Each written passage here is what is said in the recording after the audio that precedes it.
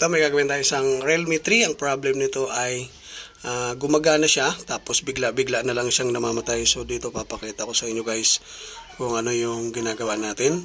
So iti-test muna natin para malaman natin kung ano yung pinaka-error. Ayan. Saksakan natin ang charger.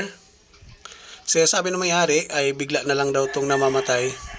Tapos nagcha-charge, normal ang charging. Tapos pag power on niya, hindi na mabubuhay. Nabubuhay pero sandali lang. Tapos patay ulit. Lalo pag binunot mo yung charger, namamatay. So ayan, 97%. So power on natin para makita natin kung mamamatay ba talaga siya. Ayan. Pag ganito guys, madali lang ito i-test kung meron kayong power supply, ay short killer. Kasi sa short killer, nakikita agad guys kung sira yung battery. So dito natin nalalaman. Ayan. Antayin natin magbukas. Yung pang test natin sa battery ay ang short killer para ma-identify kaagad natin kung buo pa ba yung voltahe niya o hindi na. So ayan guys, gumagana. Bunutin natin yung charger. Bang! Ayun, namatay. So ibig sabihin may sira ang battery nito. Ngayon, paano ba i-test natin yung battery? Paano malaman kung sira o hindi? So babaklasin muna natin guys. Ngayon, ang gagawin natin ay yung battery iti-test natin sa short killer para makita natin kung normal pa ba siya o hindi na normal. Kasi kung sa tester natin gagamitin, tester yung gagamitin natin pang lalabas at lalabas yung amperahe niya, pero yung voltage hindi lalabas kung normal o hindi.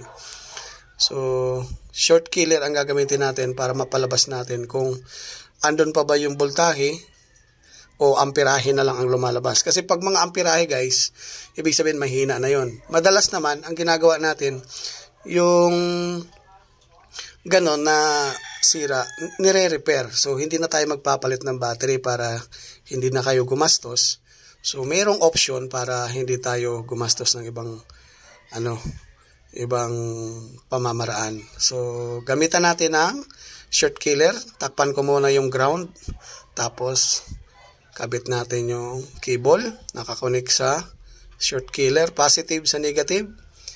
Titingnan natin guys kung ilang amperahe na lang. Kung amperahe, tagilid tayo guys, pwedeng sira ang fuse. Kung basta may lumabas, dapat may palabas natin yung voltage niya. Dapat may 1 or 2 dito. Pag nawala yan, nawala yung 1 or 2, ibig sabihin, kung amperahe na lang ang nakalagay, ibig sabihin sira yung pinaka-fuse ng battery. So 39, 52, 57, 57, 55, 54 ampere. Amperahe na lang siya guys. So ganoon na lang. Pero naka 5 volts tayo. So ibig sabihin, sira yung pinaka-fuse nito. Hindi tayo magpapalit ng battery dito guys. Ang gagawin natin dito, i-jumper natin yung pinaka-fuse. Yun ang gagawin natin. So hindi natin papalitan yung battery. Ibig sabihin okay yung battery. Ang kuryente lang, hindi tumutuloy. So, ganun lang yung pamamaraan dito guys. I-jumper lang natin. Tanggalin muna natin to, napakatigas. Ayan. Hindi tayo magpapalit ng battery dito. Ayan, babaklasin natin yung pinaka-tape. Ayan. Tatanggalin natin yung bubbles kasi may bubbles siya. Yun yung solusyon dito guys para hindi na kayo bumili ng battery. Karamihan nangyayari dito halos sa mga Realme, Oppo, Redmi, yan may ganitong laging error. So kung titingnan natin, ang battery ay sira. Ang mangyayari, yung customer, kung marunong din siya tumingin, pwedeng i-suggest natin na hindi napapalitan yung battery, jumper na lang fuse para hindi siya gumastos na malaki. Pwedeng ganoon. Sa akin kasi guys, ang ginagawa ko, sinasabi ko sa customer kung pwede pa o hindi na para makatipid yung customer. So dito ay i-jumper lang natin yung pinaka-fuse. Tatanggalin natin yung fuse dito guys. Tapos irekta na lang natin para hindi na siya mamamatay. Pag ganun kasi, laging namamatay yung unit pag yung may tama na yung pinaka-fuse niya, may tama na. So, ayan, tatanggalin natin to. Disable na lang natin. Tatanggalin na natin to ng buo. Yan.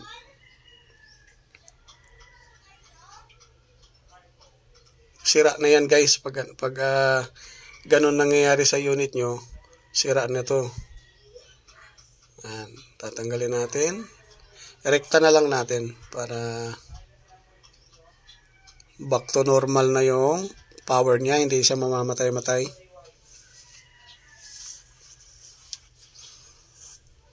Yan. So, hindi mapapagastos yung yung customer hindi mapapagastos dito guys kasi jumper lang to. Yan, back to normal na. Ganyan lang.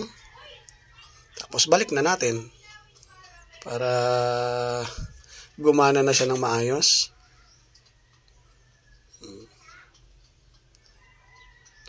Sabi ng customer ko, pinaprogram na daw niya. Kaso ganun pa rin. Sabi ko, hindi naman yan program kasi kadalasan talaga guys, bago tayo maggalaw ng itetest muna yung battery sa short killer para malaman kung buo siya o hindi. Ngayon dito, i-on natin. Pag pinower on natin at namamatay-matay pa rin, ibig sabihin, sablay yung ginawa natin. Ganun lang siya guys. Ayan. Charge. Bababa yung percentage nito guys kasi sira yung sira yung fuse, bababa yung percentage ng charging. 97 kanina, tama ako guys, so 85. 97 kanina. Bababa talaga siya pag ganun kasi mababawas ng kuryente. Once na nag-disable tayo ng fuse, automatic bababa yung percentage. Ayan. So kung bago ka sa channel ko guys, I hope na makatulong sa inyo. Pa-like na lang, pa-subscribe para lagi kayo ma-update sa mga bagong upload natin. So I hope na makatulong sa mga kapwa o technician yung mga ganitong solusyon, mga tips kung paano natin nahanapan ng solusyon yung mga may sira na unit. Ayan. Tayo lang natin magbukas. Ayan na. Okay. Ayos. Tatanggalin natin yung charger para malaman natin kung mamamatay siya o hindi. Ayan, hindi na siya namamatay. So, yun lang yun guys. Hindi na siya namatay. Yun lang yung ginagawa natin. Hindi na natin pinapalitan. See you in the next video ulit guys. Thank you very much. Thank you.